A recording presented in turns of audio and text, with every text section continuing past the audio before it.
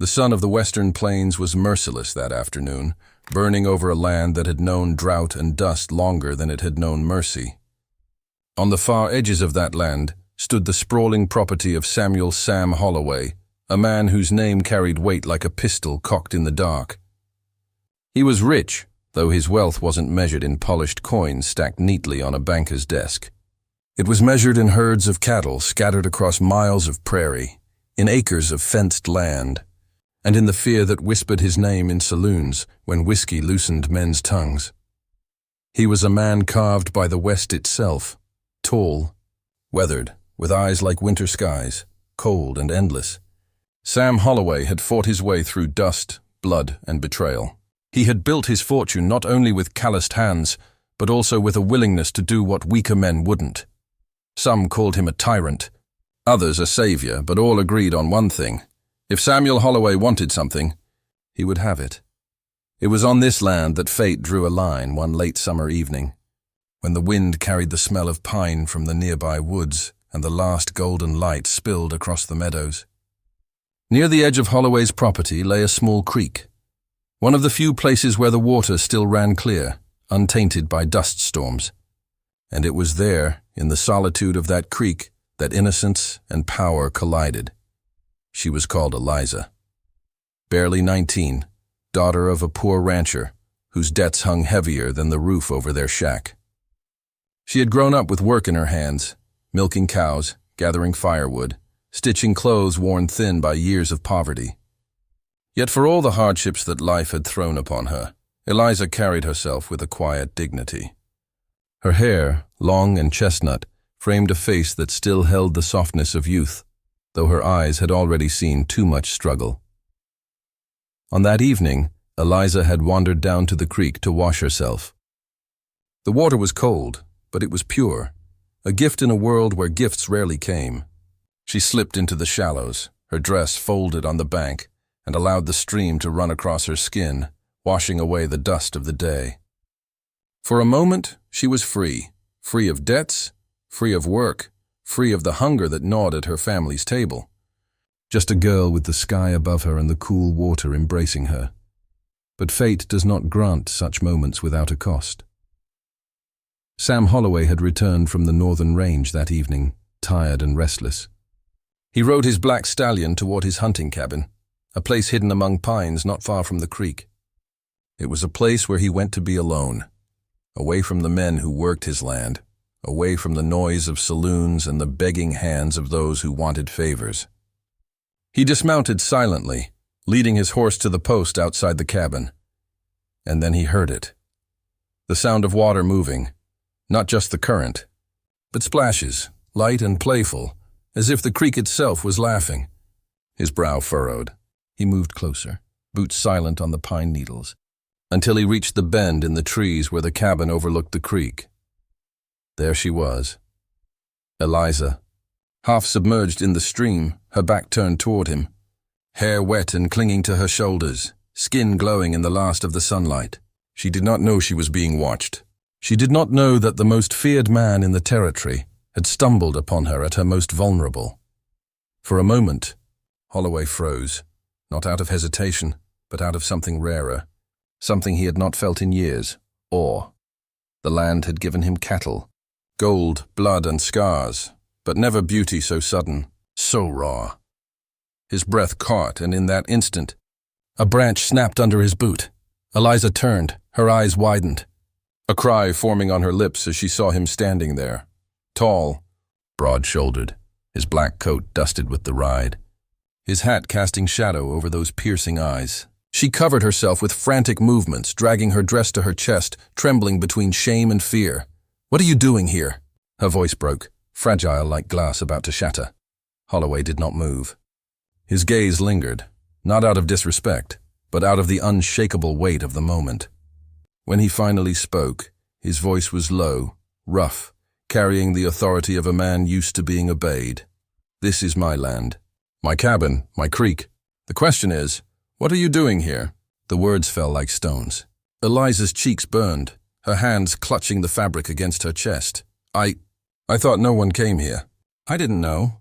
"Please, Her words tangled, collapsing under the pressure of his presence. Holloway stepped closer, his boots sinking slightly into the damp earth by the creek. He could have turned away. He could have left her there, dignity half shattered.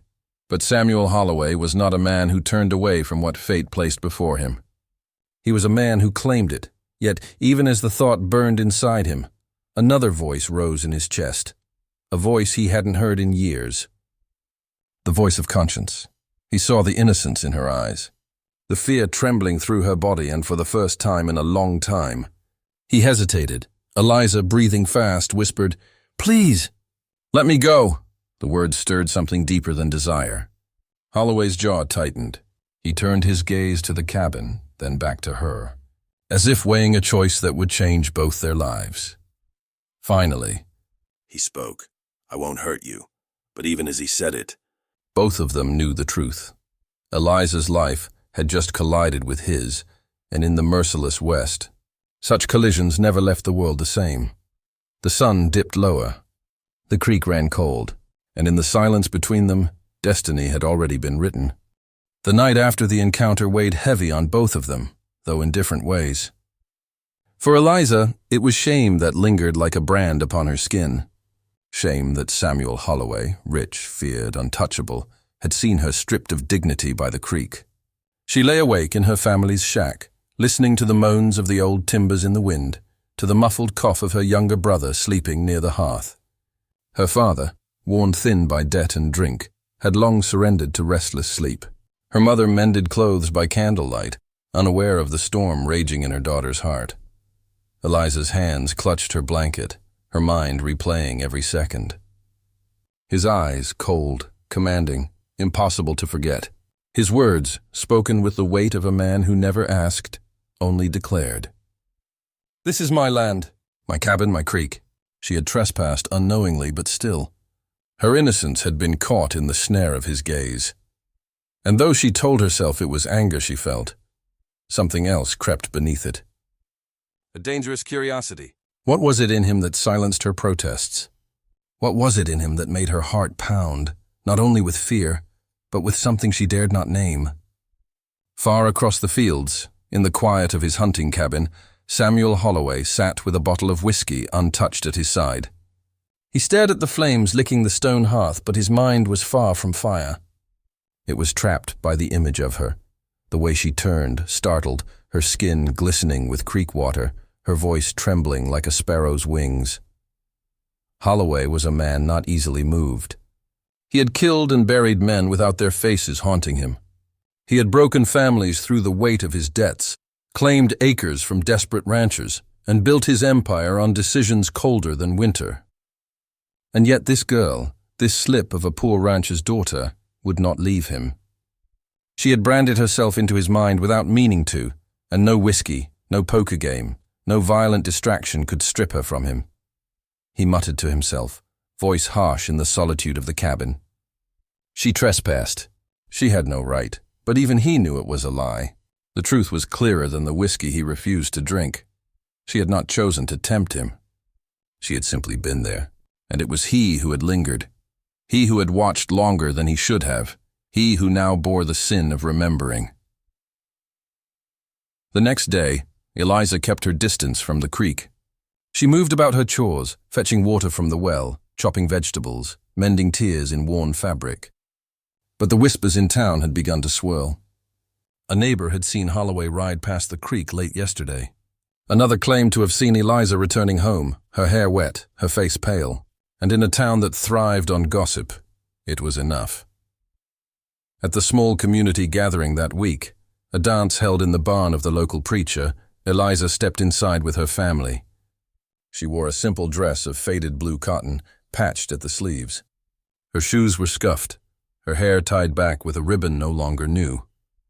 But in her eyes was that same quiet dignity that no poverty could strip from her. And then the room shifted. Samuel Holloway entered. He did not come often to such gatherings, for he was not a man who mingled. Yet that night he did, dressed in black, boots polished, spurs whispering against the floorboards. He walked with the heavy silence of a man who owned not just land, but the air men breathed when near him. Conversations hushed. Eyes turned. Fear, respect, envy, all tangled in the atmosphere. Eliza froze when she saw him. Her chest tightened, her breath caught. She tried to look away, to lose herself in the music the fiddler struck, in the laughter of girls her age spinning across the floor. But Holloway's gaze found her, across the barn, through the crowd, steady, inevitable. For a moment, the world narrowed to just the two of them, the poor rancher's daughter, trembling, and the rich cowboy whose stare could command silence. Her father, half drunk already, muttered, "Don't look at him." "Eliza, nothing good comes of a man like Holloway."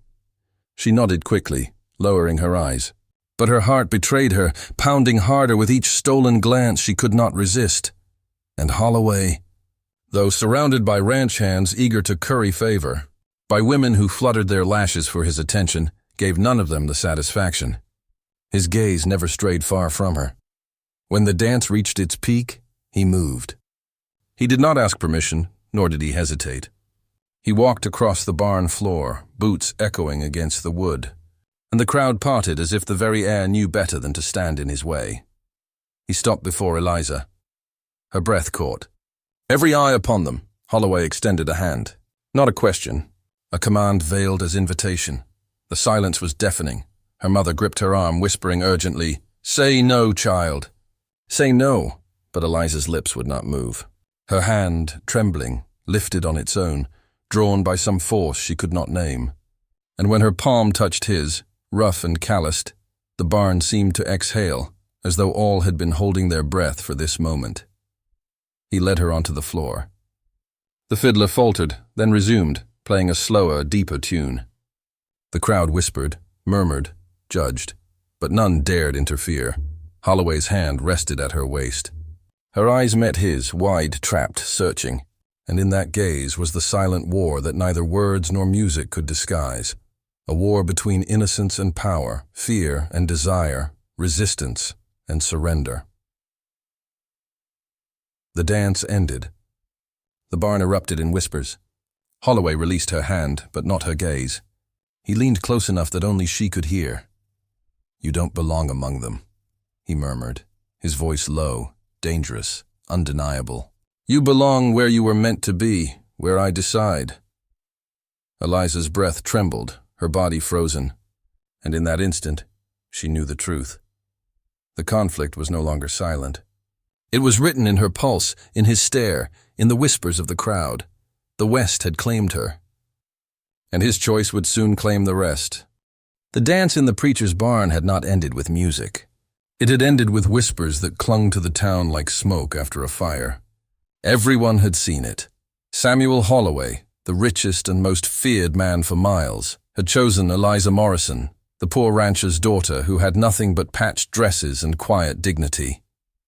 And though no words of promise were spoken aloud, the meaning was clear to every gossiping tongue. By dawn, the town had already spun the story 100 different ways. Some said Holloway had claimed her already, that she had given herself willingly in the shadows behind the barn. Others said he had marked her, like a stallion marks a mare, and that her fate was now sealed, whether she wished it or not. For Eliza, the rumors were chains, heavy, cold, and impossible to break. Her father stormed through the house that morning, cursing Holloway's name. "Damn him. Damn that bastard to hell. He'll not take my daughter as if she were some prize calf to be branded." But his words rang hollow. Everyone knew the truth. Samuel Holloway took what he wanted, and no man, least of all a rancher drowning in debt, could stop him. Eliza listened in silence, her hands trembling as she folded a piece of cloth. Her mother placed a hand on her shoulder, whispering softly, "Child, don't meet his eyes again. Don't give him reason to come for you." But it was too late. That afternoon, when the sun sat high and cruel, Holloway himself rode into the Morrison yard. He came alone, dressed in black as always, his stallion kicking up dust with every step. He dismounted without a word, tied the reins to the crooked fence, and strode toward the house as though he owned it. Her father staggered out onto the porch, a half-empty bottle in his hand. "You're not welcome here, Holloway." Samuel's eyes cut him down without a weapon. "Your debts say otherwise." The older man faltered, his bluster breaking into silence. Holloway stepped closer, his presence suffocating. His gaze swept the yard until it found Eliza standing in the doorway, clutching her apron as if it could shield her. "Come with me," he said. Not loud, not demanding. Simply certain, her mother gasped. "No! She's just a girl." But Eliza could not move. The world around her blurred, the voices fading until only his remained, low and steady. "Come with me." Her father's hands trembled, but he said nothing. What power did he have? The family's ranch was already slipping into Holloway's ledger, each unpaid debt another rope tightening around their necks. Refusing him meant ruin, or worse. Eliza's legs carried her forward, though her heart screamed to turn back. Holloway held her gaze as she stepped down from the porch, past her family's desperate silence, past the line that separated her old life from the new one she could not escape. He did not help her into the saddle. He did not ask. He mounted, then extended his hand. She took it, and in one pull she was lifted onto the black stallion behind him. The ride to the cabin was silent. The wind tangled her hair, the dust stung her eyes, but all she could feel was the heat of his presence, the steady rhythm of the horse carrying her farther from everything she had known. When they arrived, the cabin loomed dark beneath the pines. A place of solitude, a place of power. He dismounted, then turned to her. "Inside," he said. Her breath caught. She hesitated, her fingers clinging to the saddle as if it were the last thread of safety. But his gaze held her, unyielding, unshakable. Slowly, she slid down, her feet touching the earth that felt foreign now, claimed by him. Inside, the cabin smelled of pine smoke and leather. A fire burned low in the hearth. Holloway closed the door, the sound final, sealing her fate. He turned to her, silent for a moment. Then he spoke, his voice quieter than she had ever heard it, though no less commanding. "You don't understand, girl. I've lived alone too long. I've fought too long. Men fear me, women avoid me, but when I saw you—" He stopped, his jaw tightening. For the first time, his words seemed to struggle against something buried deep within him. Eliza's hands trembled at her sides. "Why me?" she whispered. His eyes met hers, colder than steel, yet burning with something more dangerous than desire. Possession. "Because you were there when I wasn't looking for anyone. Because you were meant to be. And now you're mine." She staggered back a step. "You can't just decide that—" His voice cut her off, sharp as a knife. "I decide everything. Out here, the law is nothing but a man's word and the gun at his side. And my word is this: you belong to me." Tears welled in her eyes, but she held her ground, her voice trembling. "And if I refuse?" A silence heavier than death filled the cabin. Holloway's eyes darkened, his jaw clenched. But when he finally spoke, his voice was softer than she expected. "Then you'll walk out that door. But know this, if you do, I won't stop thinking of you. I won't stop wanting you. And the West doesn't forgive what it gives a man only once." Her heart thundered. The fire crackled. Outside, the wind rattled the pines. And in that cabin, a choice hung in the air like a noose waiting for the drop. Eliza's lips parted, words trembling on the edge. But before they could escape, Holloway stepped closer, close enough that she could feel the heat of him. Smell the leather, the smoke, the whiskey.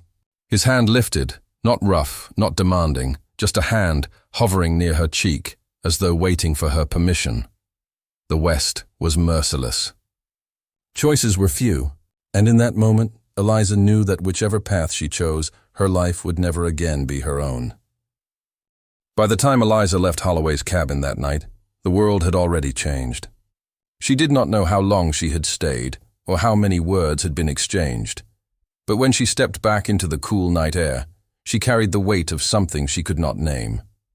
Her body trembled, her heart pounded, and yet her feet carried her home as if some invisible tether still bound her to the man inside that cabin. But in the West, nothing remained hidden for long. By morning, tongues wagged louder than church bells. Men who had seen Holloway ride with her whispered it over poker tables. Women who despised her envy hissed it behind laundry lines. And every whisper grew into a rumor. And every rumor grew into a story until the town itself buzzed with a single truth. Eliza Morrison had been claimed by Samuel Holloway. Her father flew into a rage the moment he heard it. He smashed his whiskey bottle against the wall, glass scattering across the floor like broken pride. He shames us. He takes my daughter as if she were cattle sold at auction. No more, I'll put a bullet in him. But his words were brittle, like dead wood ready to snap.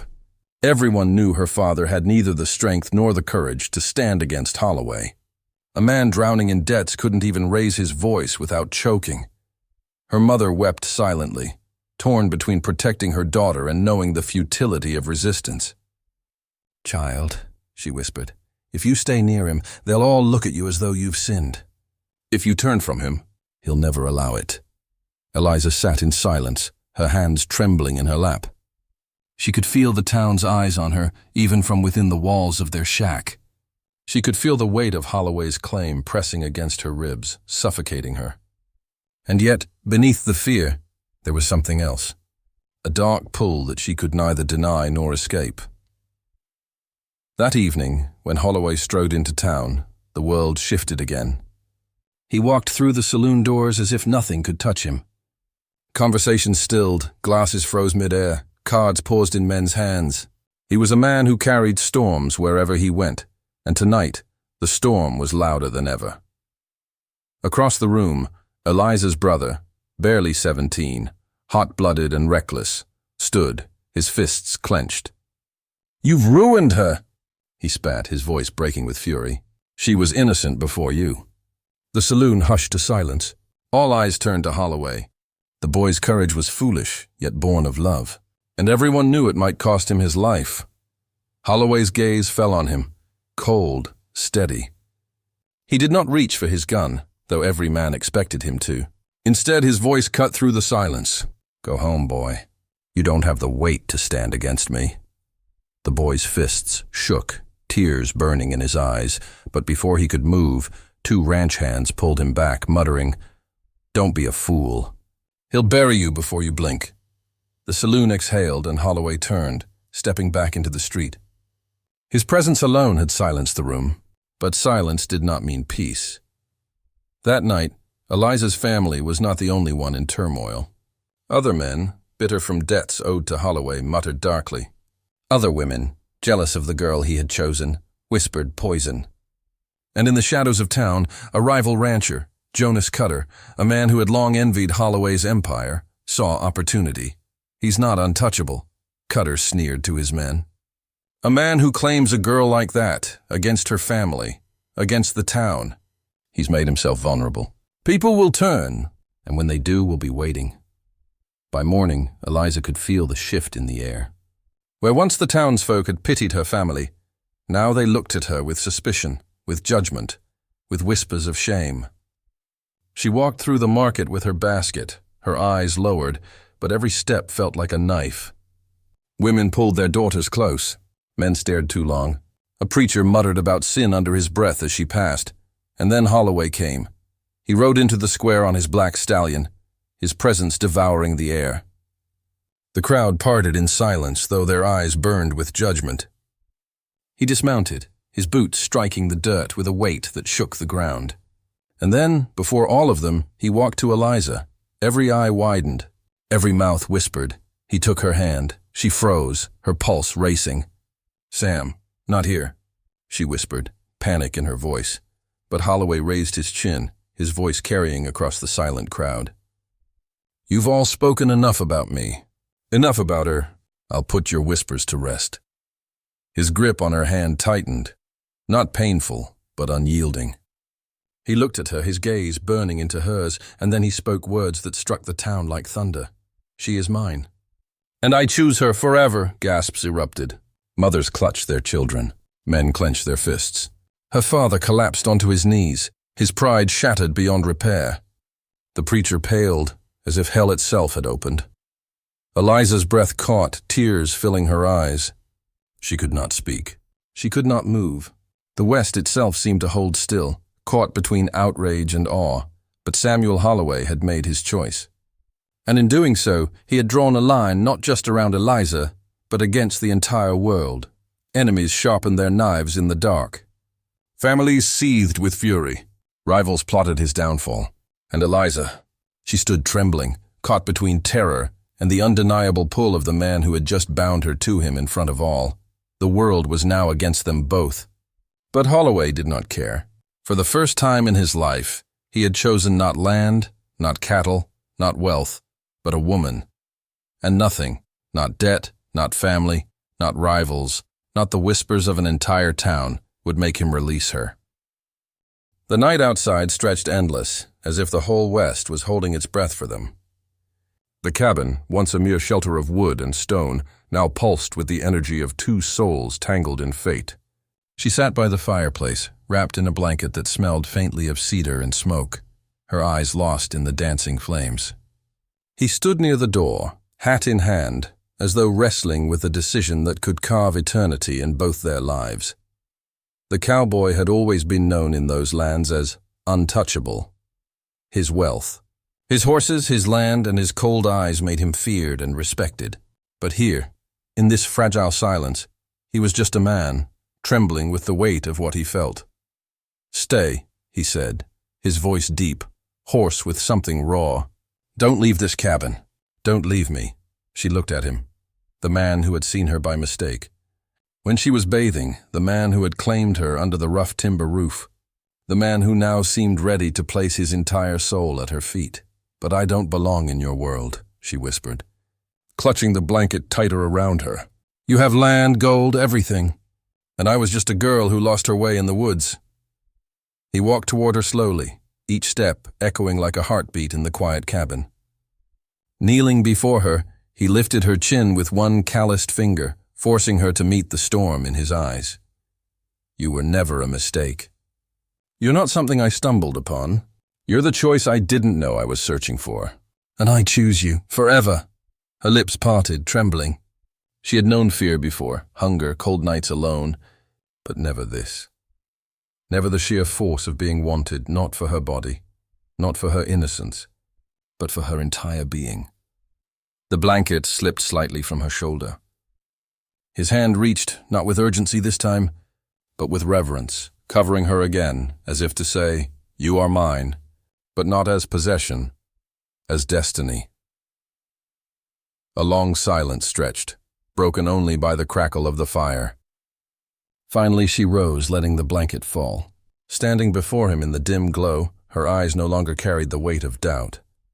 "I choose you too," she said softly. "Not because you claimed me, not because you have riches, but because when you touched me, I felt seen. And when you held me, I felt home." The cowboy closed his eyes, as though the words themselves sealed a vow deeper than any church prayer or frontier law. He pulled her into his arms, and for the first time in his life, wealth meant nothing. The land, the gold, the power, all paled before the woman who now stood in his embrace. That night, they did not speak much more. Words became unnecessary. The fire burned low, the stars turned above the silent prairie, and in the cabin 2 hearts fused into one promise, unbreakable, eternal, forged in desire and sealed in choice. By dawn, the cowboy stepped outside, the cold morning air brushing his face. He placed his hat back on, the same man the West had always known. But something had shifted. He was no longer just a rich cowboy feared and envied. He was a man who had found his forever. Inside, she stirred beneath the furs, a new light in her eyes. She was no longer the virgin who had been caught bathing by mistake. She was his woman, his chosen, his future, and together, they would ride into a world that could never quite understand them, but would always whisper their story. The tale of the rich cowboy who caught her by error, possessed her by fire, and kept her forever by choice.